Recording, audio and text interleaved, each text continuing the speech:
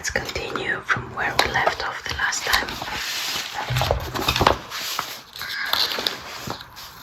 Okay, so we were here, around here. If you want to go back and listen to the rest of the book, we are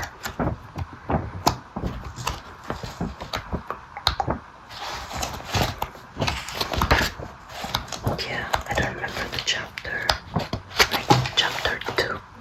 Okay, so let's read this from the beginning.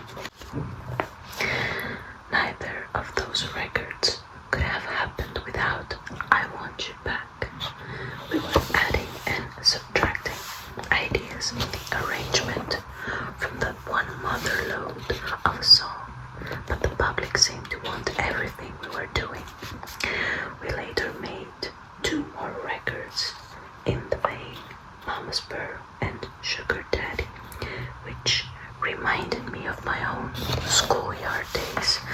While I'm giving you the candy is getting all the love, we added one new wrinkle when Jermaine and I sang harmony together, which always got an enthusiastic response when we did it from the same mic on stage. The pros have told us that no group had a better start than we did, ever. I'll Be There was our breakthrough song. It was the one that said, "We're here to stay." It was number 1 for 5 weeks, which is very unusual. That's a long time for a song, and the song was one of my favorites of all the songs we've ever done. How I love the words. "You and I must make a pact. We must bring salvation back." Willie Hutch and Barry Gordy didn't seem like people who'd write like that. They were always kidding around with us when we weren't in the studio. But that song grabbed me from the moment I heard the demo. I didn't even know what a Hapriskort was until that record's opening notes were played for us. The song was produced thanks to the genius of Hal Davis, assisted by Susie Ikira, I don't know, my other half, who stood next to me, song after song, making sure I put the right emotion and feeling and heart into the composition. It was a serious song, but we threw in a fun part when I sang, "Just look over your shoulder, honey." Without the honey, that's right of the 4 tops. Great song. Reach Out, I'll Be There. So we were feeling more and more like a part of Motown's history, as well as its future. Originally, the plan was for me to sing all the bouncy stuff and Jermaine to do the ballads, but though Jermaine's voice at 17 was more mature, ballads were more my love, if not really my style yet. That was our 4th straight number 1 as a group, and a lot of people like Jermaine's song.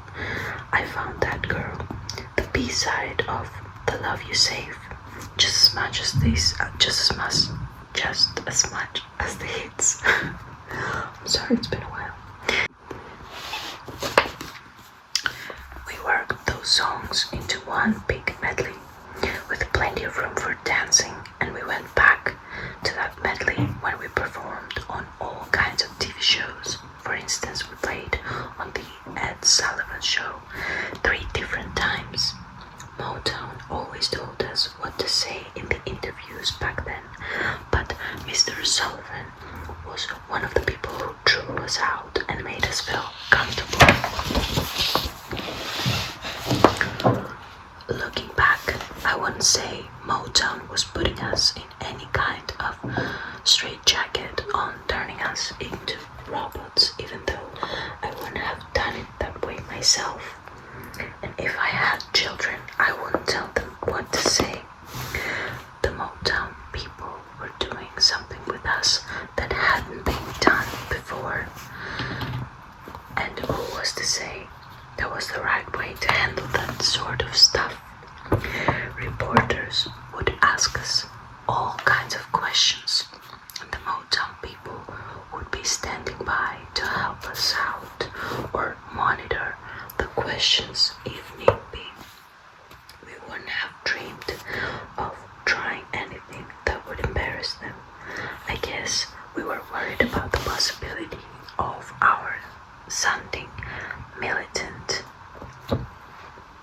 the way people were often doing in those days.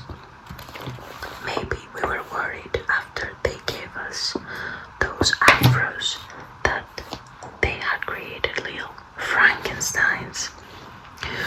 Once a reporter asked a Black Power question, and the Motown person told him we didn't think about this stuff because we were a commercial product.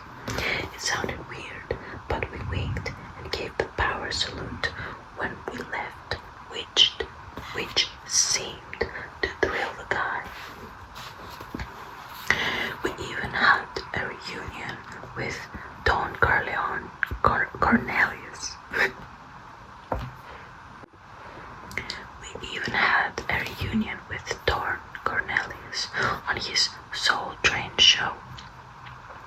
We had been a local disc jockey during our Chicago days, so we all knew one another from that time. We enjoyed his show and picked up ideas from those dancers who were from our part of the country. I'm sorry, it's difficult for me to read because I have a huge ring light in front of me, and it's like quite big, and I'm trying to go from left to right to pick up the sound. I don't know how it will sound, we will see, but I'm trying my best, and I cannot see my screen, so yeah, bear with me, sorry. I'm trying to get the feeling back, you know. It's been how many years now? I don't know. A lot of years since I've last made a video. So the crazy days of the big Jackson 5 tours began right after the successes we had with our records. It started with the big arena tour in the fall of 1970. We played huge halls like Madison Square Garden and the Los Angeles Forum. When Never Can Say Goodbye was a big hit in 1971, we played 45 cities that summer, followed by 50 more cities later that year. I recall most of the time as a period of extreme closeness with my brothers. We have always been a very loyal and affectionate group. We clowned around, goofed off a lot together, and played outrageous pranks on each other and the people who worked with us. We never got too rowdy. No TVs sailed out of our hotel windows, but a lot of water was spilled on various heads. We were mostly trying to conquer the boredom we felt from being so long on the road. When you're bored on tour, you tend to do anything to cheer yourself up. Here we were, cramped up in these hotel rooms, unable to go anywhere because of the mobs of screaming girls outside, and we wanted to have some fun. I wish we could have captured some of the stuff we did on film, especially some of the wild pranks. We don't wait until our security manager, Bill Gray, was asleep. Then we'd stage insane fast-walk races in the hallways, pillow fights, tag team wrestling matches, shaving cream wars, you name it. We were nuts. We dropped balloons and paper bags full of water off hotel balconies and watched them explode.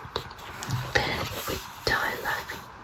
We threw stuff at each other and spent hours on the phone making fake calls and ordering immense room service meals that were delivered to the rooms of strangers. Anyone who walked into one of our bedrooms had 90% chance of being drenched by a bucket of water propped over the doors. Okay, so I'm gonna stop here just so I can make sure that the sound is okay, the video comes out nice